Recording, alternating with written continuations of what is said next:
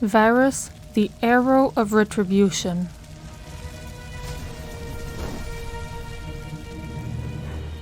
Regardless of what he would later become, Varus was once a paragon of loyalty and honor, a skilled archer of the ancient Shuriman Empire. He was appointed as a temple warden in the eastern states, and he held this duty sacred above all else. During the earliest stages of the War of Icathia, even though it lay far from that cursed place, Varus's homeland was attacked.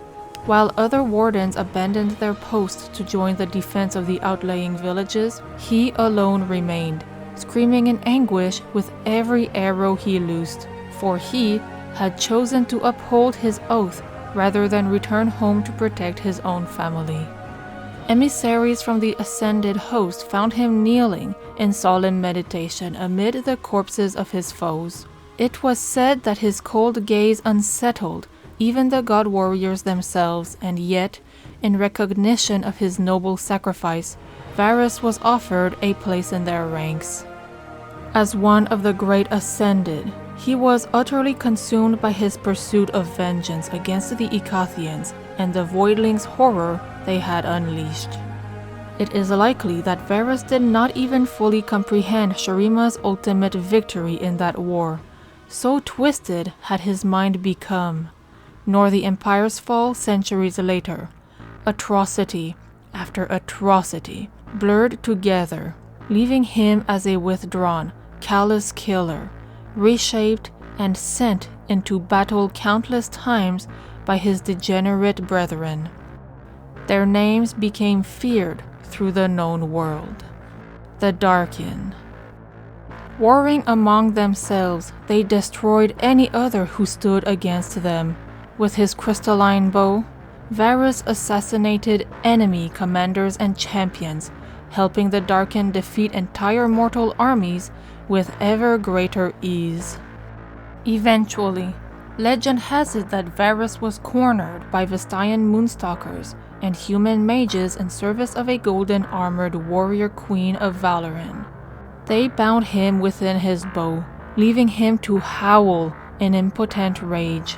By then, the raw corrupting influence of the Darkin was known, and yet, still the queen chose to wield the deadly weapon in the final days of the war, gladly sacrificing herself for a greater victory.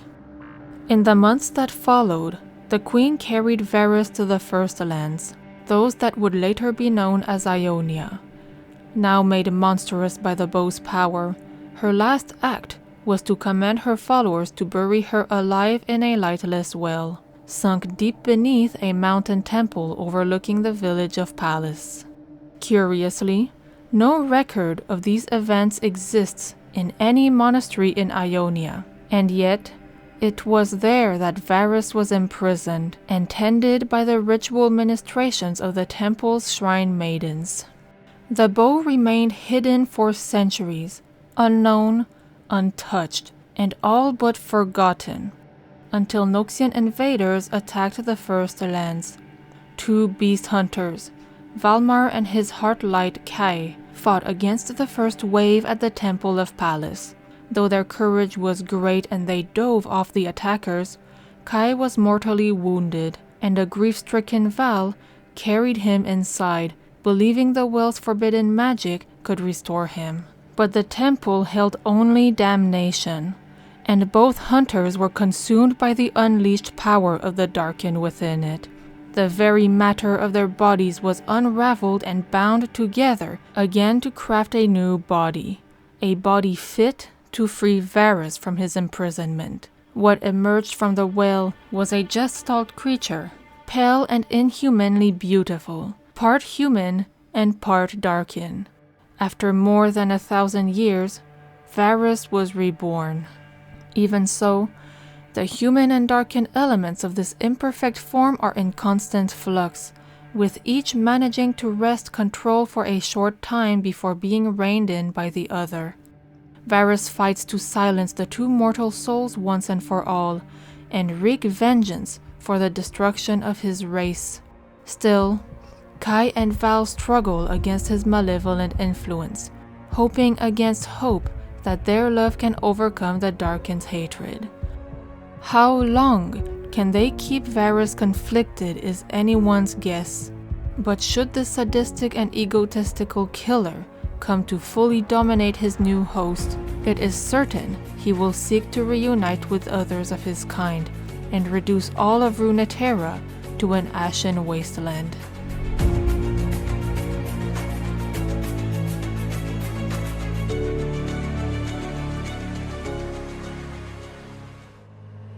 Dark Kin by Graham McNeil. Varus followed a river running through the desert. Its water was gritty, but drinkable. The new body he had wrought to bear his bow was beautiful, fast and strong, but it came with the weakness of flesh. It hungered. It thirsted. Days earlier, a crook-backed creature with a withered arm and bird-like features had told him this was Shurima, but that couldn't be true. The Shurima Varus remembered had been a desolated wasteland. Was I imprisoned for so long? He wondered. He despised the human noises his new mouth made. It sounded bestial and primitive, but at least he could speak aloud once more. As to how long had he been imprisoned, it was hard to say. He retained no concept of how mortals measured time, and the bird creature hadn't recognized what he was. She had no idea how far back the Darkin War had been fought. "My kind all but destroyed this world," he said, "and now we have been forgotten? How is that even possible?" "With enough time, even the greatest horrors can fade." The voice echoed in his skull, impossible to ignore. Which one was it, Kai or Valmar? He suspected Val, but mortal minds were so simple and muddy that it was hard to tell one from another. "Any race that can forget staring into the abyss of its own extension does not deserve to live," said Varus. "We don't forget." This was Valmar, decided Varus. "Horrors become myths, so we can bear to hear them, so we can learn from them and not go mad." Such a notion was ridiculous, and Varus knew he would never allow the doom of his kind to fade from memory. He was about to say so when he heard noises from around a bend in the river ahead.